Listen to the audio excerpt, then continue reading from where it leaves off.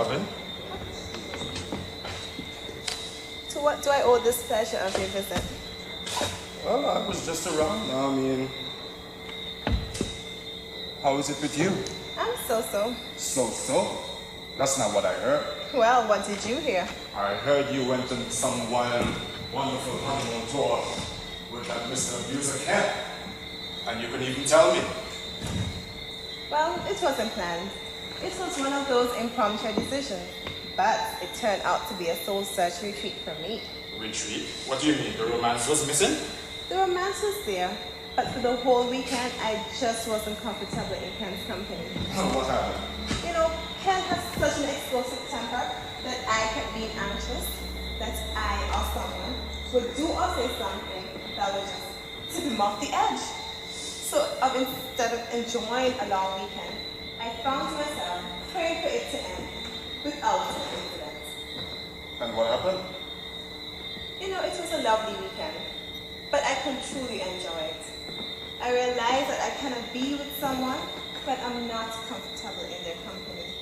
Then you're telling me that you are leaving Canada? I'm still undecided. Enough about me. How about you and Brooke? Oh. I haven't seen her in 2 months. So what happened? Both of you seem to be so in love. 2 months in the relationship, I made a fatal mistake. What's that? We got into an argument and I said something to her that she didn't like. And she slapped me in my face. So what did you do? I had to slap her back. I might be this kind of protector trying to help people out. But if I'm protecting you, what are you doing striking me if we're having an argument? So what did she do? Well, she agreed with me. And she said, yes, it's true, yes, it's my fault. But this is a big surprise. She went over to the stove and she put on a pot of water to boil.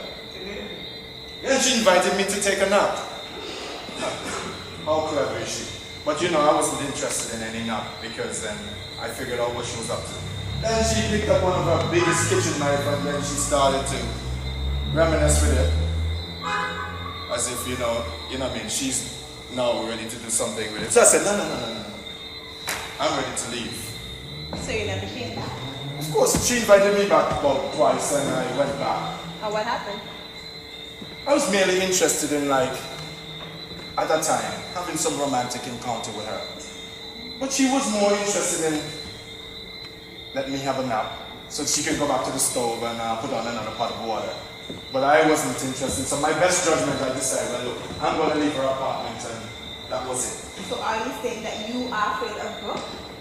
I'm not afraid of Brooke. I mean, every woman should have a way to stand up to an abuser. But I'm not a stalker. We were just having an argument, and it just, out of the blue, she just popped me. Listen, if you're in a situation with a relationship, and he hits you first, then you put structures in place that it doesn't happen again. But it wasn't like that. Listen, I'm going to use your bathroom, excuse me.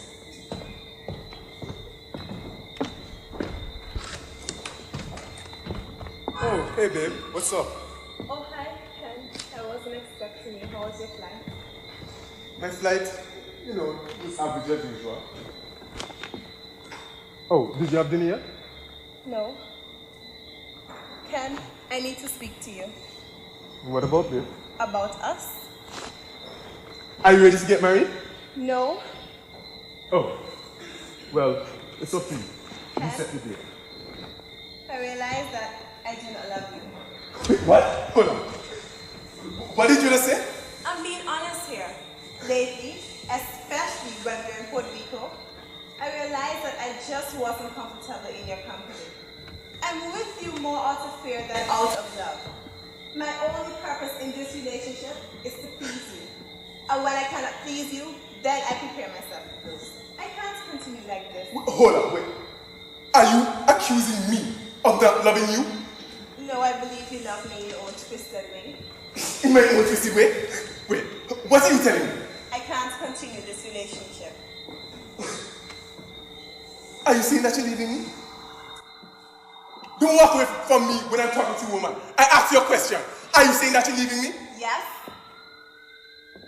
nerves talking to me like that? Who the hell do you think you are? Nobody leaves me. Hey! What the hell do you think you're doing, boy? Huh? What the hell is going on? What the hell do you think you're doing? Huh? You have kept your ass out of this before I kick it all over this apartment. You're gonna kick my ass all over this apartment? Well, come on, brother, let's try it. Try it! What? You feel Wait. just... No, wait. You feel just that you can show off like you can do anything? No. You threatened to kick my ass all over this apartment. You just love the beat of an innocent woman. So then I'm asking you, try it! You're bluffing. I am bluffing. There's only one way to find out. I'm right here standing in front of you. Let's try it! You're not working. Just as I thought. You are a coward. Now you know what to do for me? Get out of here! Get out of here!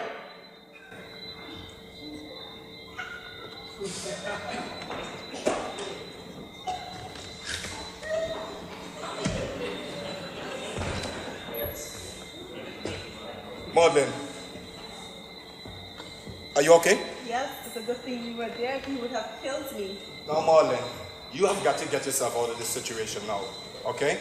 You have got to give yourself a fighting chance in this relationship, okay? How much time do you think you have? Hours, days the most, but I know one thing is for sure is that he's going to kill me. You're joking. I'm serious. So then what are you going to do? I'll let you stay with me for a while. Me? Come on, Marlon. If this guy is so obsessed with you, he's also a stalker, right? And there's only one way you're going to get yourself out of this relationship. So what you going to do? I'm going to give you a course in self-defense. Steve, my physical well-being, indeed my life is at risk, and time is running out for me. Marlon, you don't give me any choice. So what are you Okay? Listen up here. Now, a spouse abuser, right, is either slapping or punching. If you fall, he might even get the urge to be kicking you. So most important thing, you have got to be on your guard and be prepared for the first slap. No more, Lynn. You just don't brace yourself like that to receive blows. You either confront him or you get out of the way. In either case, you have to see it coming. Okay, confront it or get out of the way. Which one would you recommend? I'm going to recommend 3 lessons. First, you have got to overcome fear. Now, to overcome fear, you have got to stand up to him eye to eye. When he raises his voice like, hey, I'm going to do something to you, you just pretend you're not afraid of him.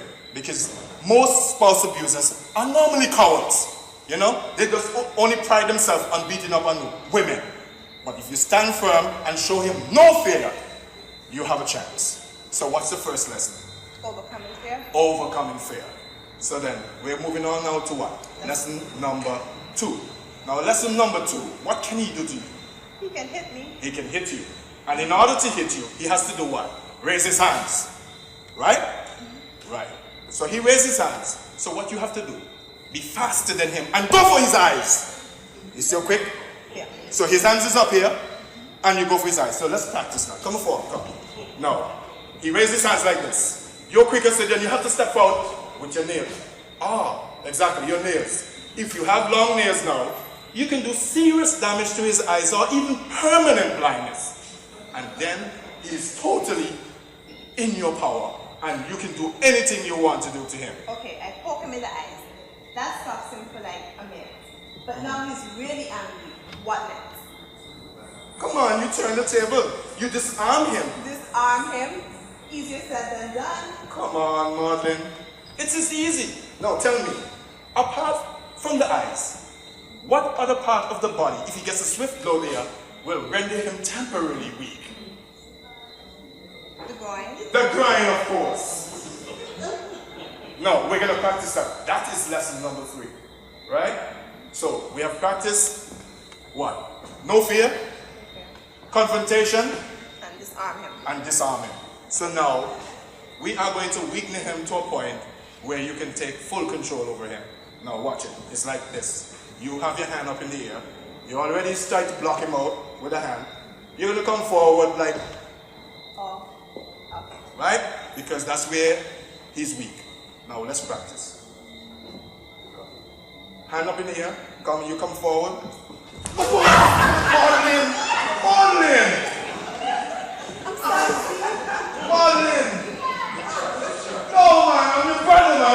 him.